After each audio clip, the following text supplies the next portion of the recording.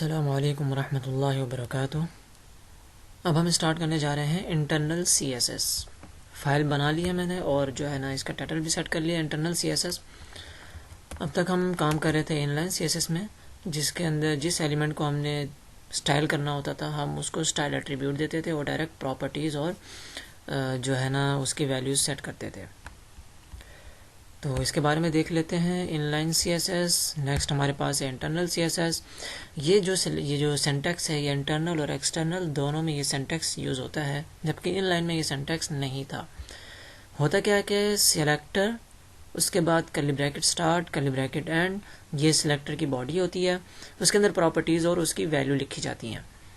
Selector होता है ये टारगेट करता है, पॉइंट करता है एलिमेंट को कि किस एलिमेंट को स्टाइल करना है। लेकिन उसके लिए हमें क्या चाहिए, सिलेक्टर की कुछ टाइप्स हैं। 4 टाइप्स हैं सिलेक्टर की। यूनिवर्सल सिलेक्टर, टाइप सिलेक्टर, जिसको एलिमेंट सिलेक्टर भी कहते हैं, class selector and ID selector. Universal selector को जो है ना डिफाइन करने के लिए स्टैटिक का सिंबल यूज़ होता है इंटरनल और एक्सटर्नल CSS में। टाइप सिलेक्टर में होता है कि एलिमेंट का नाम लिख दिया जाता है और क्लास सिलेक्टर को डिफाइन किया जाता है डॉट के ज़रिए से। इसके बाद आईडी सिलेक्टर को डिफाइन किया जाता है हैश टैग से। तो इसको वन बाय वन देख लेते हैं हम। जी, इंटरनल CSS के लिए हमें हेड सेक्शन के अंदर आके स्टाइल कंटेनर एलिमेंट है इसको लिखना होता है जी। इसके बाद इसके अंदर हम काम करेंगे स्टाइल के अंदर। तो हेड सेक्शन के अंदर स्टाइल कंटेनर एलिमेंट, इस एलिमेंट के अंदर हम इंटरनल CSS करेंगे। इंटरनल CSS में 4 सिलेक्टर यूज होते हैं, उन सिलेक्टर्स को यूज़ करते हुए हम स्टाइलिंग अप्लाई करते हैं।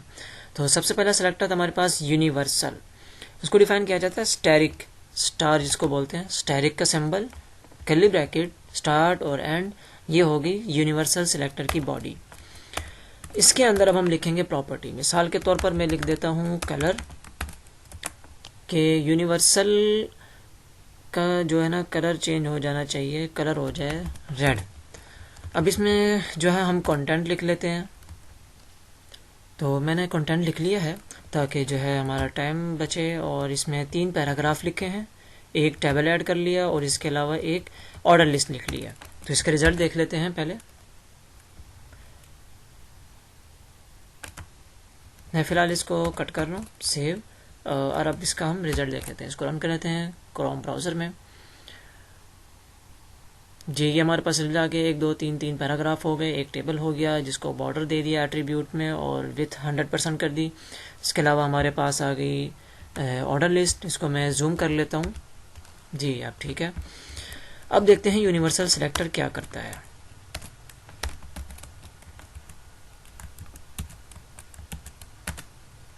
कलर हो जाए रेड। जी, पेज रिफ्रेश करता हूँ। ये देखें, उसने हर एलिमेंट का कलर चेंज कर दिया। ये यूनिवर्सल नाम से ही पता चल रहा है कि ये क्या काम करेगा कि जो भी टैग आएगा, जो भी एलिमेंट होगा, उन सब के टेक्स्ट का कलर क्या कर देगा, चेंज कर देगा। चाहे वो P है, टेबल है, लिस्ट है, कुछ भी है। इसके बाद हमारे पास सिलेक्टर है, टाइप सिलेक्टर, जिसको एलिमेंट सिलेक्टर भी बोलते हैं। उसका मतलब होता है कि एक एलिमेंट का नाम लिखो जिस एलिमेंट को ऊपर स्टाइल अप्लाई करना है। तो मिसाल के तौर पर मैं लिख देता हूँ P और ये इसकी बॉडी। तो P का मतलब कि ये सिर्फ P एलिमेंट को चेंज करेगा, स्टाइल अप्लाई करेगा उसके ऊपर, ना कि टेबल को और UL को। मिसाल के तौर पर मैं इसको दे देता हूँ फॉन्ट साइज हो जाए 22 पिक्सल। किसका? सिर्फ P का, क्योंकि मैंने टाइप सिलेक्टर में क्या दे दिया है, P को दिया है। तो मेरे पास 3 P हैं। तो देखते हैं इसका रिजल्ट।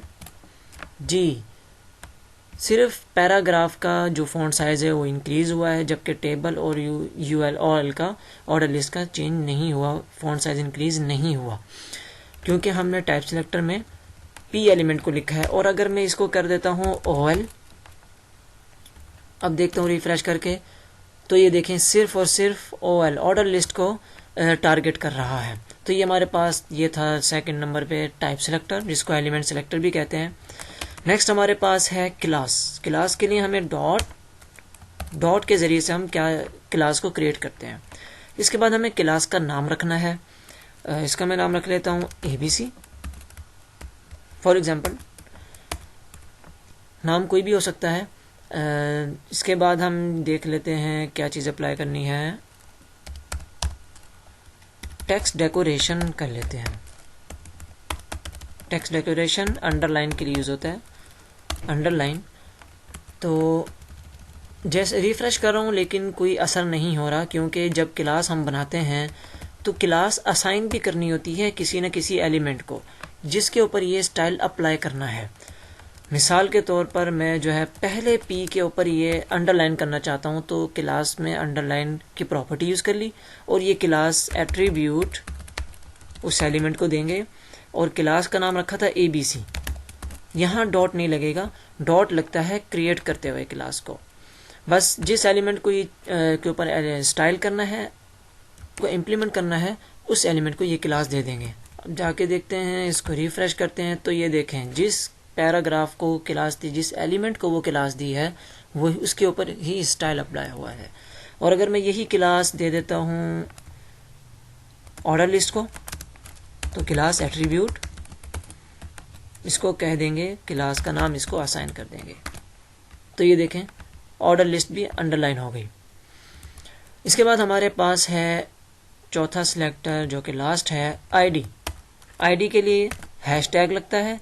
इसी तरीके से इसका भी नाम रखते हैं, तो इसका मैं नाम रख लेता हूँ ID का नाम ID रख लेते हैं। और क्या चेंजिंग होनी चाहिए, मैं चाहता हूँ बैकग्राउंड कलर अप्लाई हो जाए। ये शॉर्ट हैंड प्रॉपर्टी है बैकग्राउंड की, जो ऐसे वरना हम बैकग्राउंड जो है कलर भी लिखते हैं। शॉर्ट हैंड प्रॉपर्टी में कलर लिखेंगे, इमेज दें, ऑटोमेटिक पिक कर लेता है। बैकग्राउंड कलर हो जाए लाइट ग्रीन, जिसको भी मैं ये ID दूँ। ये सेम क्लास की तरह ही है, बस थोड़ा सा डिफरेंस है, वो हम आने वाली वीडियोस में देखेंगे। इन सिलेक्टर्स में अंदर कोई डिफरेंस क्या है, प्रायोरिटी का डिफरेंस होता है, वो हम देखेंगे नेक्स्ट वीडियोस में। तो देखते हैं ID। फ़िलहाल तो ये सेम क्लास की तरह काम करेगी। जिस तरह क्लास बनाई, क्लास जाके असाइन की, फिर वो स्टाइल अप्लाई हुआ। इसी तरीके से जब ID बनाते हैं तो ID असाइन करनी होती है। तो ऐसा करते हैं, सेकंड P को, पैराग्राफ को मैं ये ID असाइन करता हूँ। ID का नाम रखा था हमने ID। तो क्या इम्प्लीमेंट होना चाहिए, बैकग्राउंड कलर। जैसे ही रिफ्रेश करूँगा तो जिसको ID देंगे उसी को ही उसी के ऊपर स्टाइल अप्लाई होगा। अभी बैकग्राउंड अप्लाई हो चुका है। और अगर यही ID अगर हम असाइन कर दें टेबल को, ID का नाम ID, तो उसके ऊपर भी बैकग्राउंड कलर अप्लाई हो गया। ऐसा करते हैं, इसके ऊपर टेक्स्ट नहीं, बल्कि इसको हम बाद में देखेंगे। फ़िलहाल हम अलग अलग प्रॉपर्टीज़ यूज़ करेंगे। और इसके बाद अगर हम देखें, जिसको क्लास दी है उसी को ID भी दे सकते हैं। ID का नाम ID, सेव किया, रिफ्रेश किया तो देखें ID और क्लास एक साथ यूज़ हो सकते हैं।